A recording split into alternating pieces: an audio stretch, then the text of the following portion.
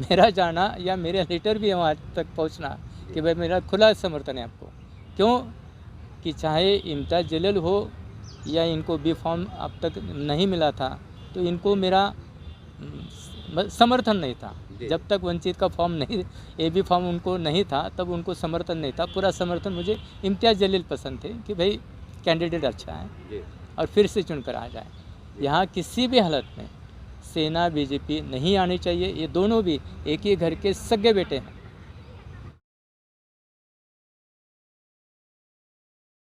आज सबसे पहले हमारे चैनल में आपका स्वागत है सर। आपने पत्रकार परिषद बुलाया है, कारण बताइए और आपका संदेश क्या है?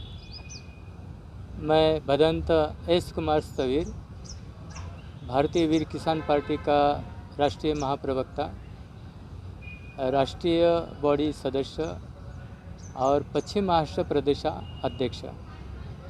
आज का कारण यह है कि निर्वाचन आयोग पूरी तरह से गलत पक्षपाती धोरण रख रहा है।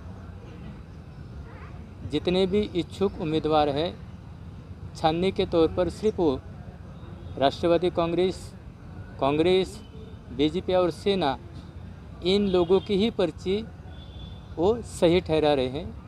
बाकी जो इच्छुक उम्मीदवार है वो छानने में रिजेक्ट कर रहे हैं। तो पूरा आयोग लोकशाही के खिलाफ चल रहा है। आयोग के राज्यपाल, आयोग के जो राज्य का जो मूल है सिंह और राजू कुमार, ये सब के सब ऊपर से लेकर तो स्टेट तक इन लोगों ने पक्षपाती धोरण रखा है। ये मैंने अनुभव औरंगाबाद के कलेक्टर ऑफिस में देखा है।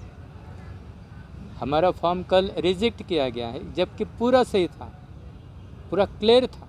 कारण क्या है? कारण ये है कि उन्होंने ए बी फॉर्म भी दिया, ए बी फॉर्म भी सिलेक्ट, कारण 11 का बताया। अभी पूरा 250 किलोमीटर का एक लोकसभा मतदार संघ होता है जी। अगर किसी को आना चाहते सवेरे, अगर 11 बजे पहुंचना है छाननी के समय, उतने समय में सिक्योरिटी पूरी नहीं हो सकती। कम से कम 3 बजे का टाइम ये आयोग ने रखना चाहिए था। 11 बजे का टाइम, 250 किलोमीटर कब आएगा? अगर एक उम्मीदवार आना चाहता है तो कब आएगा? अगर स्कूटी है उसके पास या उसके पास कोई साधन नहीं है तो वक्त समय नहीं पहुंच सकता है 11 बजे तक। और तुम 11 बजे तक ही छाननी रखते हैं, तो काम पर कब लगते हैं? ये निर्वाचन आयोग से। सर, आपने एक बहुत बड़ा आरोप लगाया है, क्या आपने इसकी तकरार विभागीय आयुक्त के मार्फत में केंद्र सरकार, राज्य सरकार को से कुछ मांग की है? नहीं, मैंने कलेक्टर को कल खड़ा किया था जी, बैठने नहीं दिया था। और हाई कोर्ट में तुम्हें खींचूंगा, ये भी मैंने कल कहा था। हाई कोर्ट में अगर खींचूंगा, लेकिन औरंगाबाद की जो इलेक्शन है, अगर मैं स्टे लाता हूँ तो रुक जाएगा। ये रुकना नहीं करके मैंने हाई कोर्ट में अपील नहीं की, ताकि बाकी के लोगों के ऊपर भी अन्याय हो जाएगा।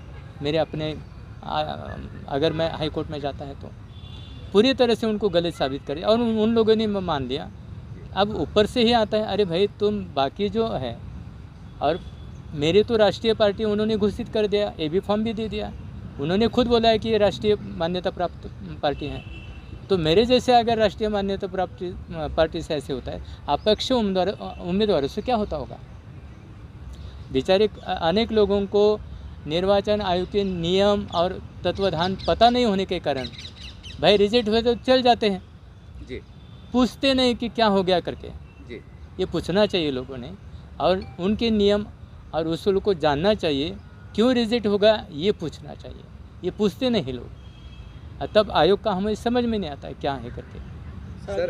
सर आपने कहा है कि हम कोर्ट में जाने वाले हैं, और आपने ये भी कहा है कि मैं चुनाव रुकने नहीं दूंगा, मतलब नहीं चाहता। ये आपकी अच्छी सोच विचार है। मान लीजिए अगर कल को अगर ये आपका फैसला, जो भी आपने याचिका लगाई है, अगर आपके पक्ष में आता है तो फ़ायदा क्या मिलेगा सर? आप ये भी तो बताइए। नहीं, मैं पहले आपको कहा कि मैंने सभी मतलब लोगों को होना चाहिए, नुकसान नहीं होना चाहिए, इसलिए तो हाई कोर्ट में अपील नहीं किया ना, नहीं तो कल ही करता था। जी जी जी जी जी। अपने इम्तियाज़ जलील भी हैं, दूसरे कौन अफसर भी हैं जी वंचित के, और कुछ अपक्ष भी हैं। जी इन लोगों का स्टे लाने पर नुकसान हो जाएगा, वो जो खर्चा करे बेचारे। जी जी। आगे अब यहाँ जो मेरा सपोर्ट है तो वंचित को ही रहेगा, जी क्योंकि बंटवारा नहीं होगा। जी। बंटवारा हो जाएगा तो हमारे दोनों लोगों का नुकसान हो जाएगा। तो सर खुले तौर पे आपका समर्थन अफसर खान साहब को है? हाँ, खुले तौर पर है, खुले तौर पर? क्योंकि हमारा कैंडिडेट यहाँ नहीं है। अगर मेरा कैंडिडेट यहाँ रहता था तो किसी का समर्थन नहीं रहता था। सर देखने में आता है कि एक फॉर्म रिजेक्ट हो गया तो दूसरा एक भर दिया जाता है। 2 भरते हैं, 3 नहीं, भरते हैं? 2 किया ना हमने। क्या हो गया, उम्मीदवार को ए बी दोनों दे दिया, अच्छा अच्छा। इसलिए हमने कैंडिडेट रखा नहीं जी। बी वाला। जी हालांकि पूरा वो सक्सेस है, जी कोई क्यूरी नहीं। क्यूरी उन्होंने सिर्फ एक लाइन की, तो मैंने उनको कहा कि आप थोड़ा सा हेल्प कर सकते हैं, ऐसा लिखा है, निर्वाचन आयोग ने ऐसा बताया है कि साधारण जो अधिकारी रहते हैं उन लोगों को सूचित किया है कि भाई अगर थोड़ी गलती है तो आप भर दीजिए, या उम्मीदवार को बोल दीजिए कि आपको ये बाकी है करके। इसके दिशा लाइन है सर, मतलब आदेश है ऊपर से? हाँ, है। है ना मेरे पास। तो आपने ये बात कलेक्टर साहब को बताई? बताइए ना, तब तो वो खड़ा रहा ना। अच्छा जी हाई कोर्ट की उसकी धमकी दी, इसलिए पूरे अधिकारी खड़े हो गए कल। जी जी कराड़े नाम का हमारा जो उम्मीदवार था माली समाज का, जी उन्होंने रिजेक्ट किया ना, और उनको पता चला कि ये ताकत आने वाली शक्ति है, जी। ये शक्ति कुछ भी कर सकती है। तो हो सकता है, कुछ कारण भी हो सकता है। सर जैसा आपने एक वंचित को समर्थन किया है तो इसके बारे में आपने देखो, अगर वंचित का अगर बी फॉर्म कल सेलेक्ट नहीं होता था तो मेरा पूरा इम्तियाज़ जलील को सपोर्ट था, जी क्योंकि इम्तियाज़ जलील ने मैं देखा है उनको जी कि उन्होंने कोई गलत तरह से काम ये 5 साल में किया तो मुझे नज़र नहीं आया। जी जी लेकिन अभी एक तौर पर ये ऐसा है कि पूरा जो 4 लाख अम्बेडकरी वोटिंग है जी जी। वो एक दफ़ा यहाँ गिरने वाली है। अच्छा अगर आपका फिर चाहे इम्तियाज़ जलील हो या ये आने वाला ही है, मेरा विरोध बीजेपी किसी हालत में नहीं आनी चाहिए, शिवसेना किसी हालत में नहीं आनी चाहिए। जैसा कि आप यहाँ से जो वंचित को समर्थन दे रहे हैं बीजेपी तो पूरे राज्य में किसी हालत में नहीं आनी जी चाहिए। लोकतंत्र को पूरा धोखा दे रहे, लोकतंत्र को नष्ट करने के लिए उनकी पूरी साजिश है। आप उसमें से छूट जाएंगे ये मत सोचो।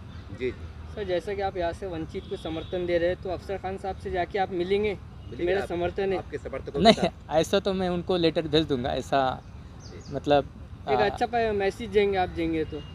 नहीं, मेरा जाना और मेरा लेटर भी जाना बहुत बड़ी बात है। जी जी मेरा जाना या मेरा लेटर भी वहाँ तक पहुँचना कि भाई मेरा खुला समर्थन है आपको।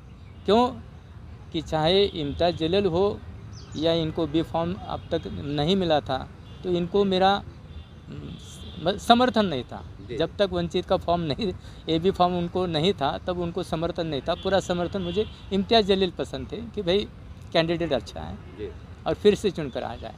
यहाँ किसी भी हालत में सेना बीजेपी नहीं आनी चाहिए। ये दोनों भी एक ही घर के सगे बेटे हैं।